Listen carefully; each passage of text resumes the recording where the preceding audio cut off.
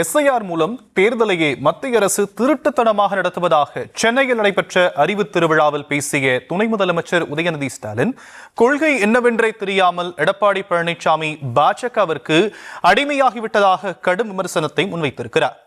போலீசாரை பார்த்தால் திருடனுக்கு எப்படி பயம் வருமோ அதுபோல அறிவு என்ற வார்த்தையை கேட்டாலே சிலருக்கு அலர்ஜி வருவதாக தமிழக வெற்றி கழகத்தின் தலைவர் விஜயை துணை முதலமைச்சர் கடுமையாக சாடியுள்ளார். பாஜகவோட இன்னைக்கு இனிமே எந்த காலத்திலையும் கூட்டணி இல்லைன்னு உங்களுடைய தலைவர் ஜெயலலிதா அம்மையா இருந்தபோது சொன்னாங்களே, இப்ப ஏன் கூட்டணி வச்சீங்க அப்படின்னு கேட்கறதுக்கான வாய்ப்புகள் இருக்குல்ல.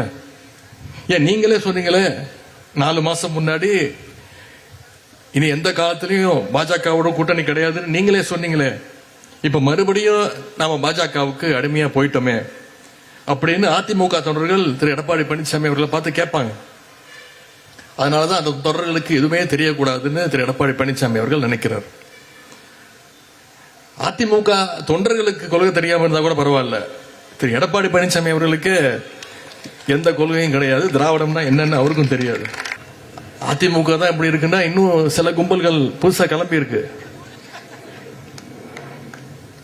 நாம என்னைக்கு அப்படி சொல்ல முடியாது. நம்ம அறிவு திருவிழா நடத்தி 4 நாளுக்கு அப்புறம் தான் அவங்களுக்கு தெரிஞ்சிருக்கு இப்படி ஒரு விழா நடக்குதுன்னு.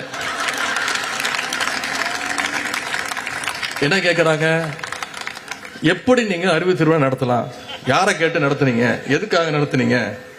அறிவு இருக்கிறவன் திருவிழா நடத்துறான், அது அறிவு திருவிழால அவங்களை விமர்சிச்சு பேசிட்டோன்னு கோபம் வேற. எப்படி போலீஸை பார்த்தா திருடனுக்கு பயம் வருமோ,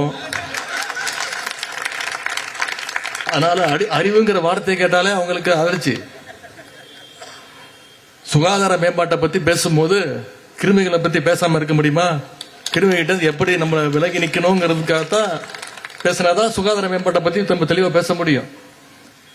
அதுபோலத்தான் அறிவு திருவிழால கொள்கைகளை பத்தி பேசும்போது கொள்கையற்ற கும்பலுடைய ஆபத்தை பற்றி இங்க பேசியவங்க சில பேர் சுட்டி காட்டியிருக்கிறாங்க.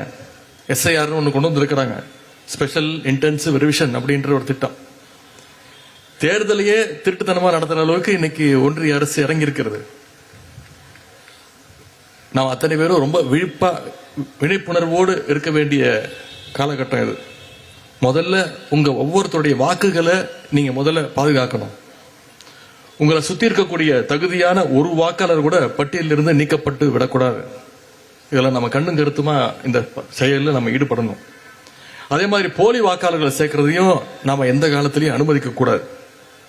நம்முடைய தலைவர் அவர்கள் தலைமையிலான மதச்சார்பற்ற முற்போக்கு கூட்டணி 200க்கும் அதிகமான தொகுதிகளை ஜெயிச்சு காட்டணும்னா நாம இந்த பணியில அடுத்த 4 மாதங்கள், அடுத்த 2 மாதங்கள் எஸ்ஐஆர் பணியே இருக்கு, அடுத்த ஒரு 45 நாட்கள் இருக்கு. அந்த பணியில நாம ரொம்ப கவனமா ஈடுபட வேண்டும்.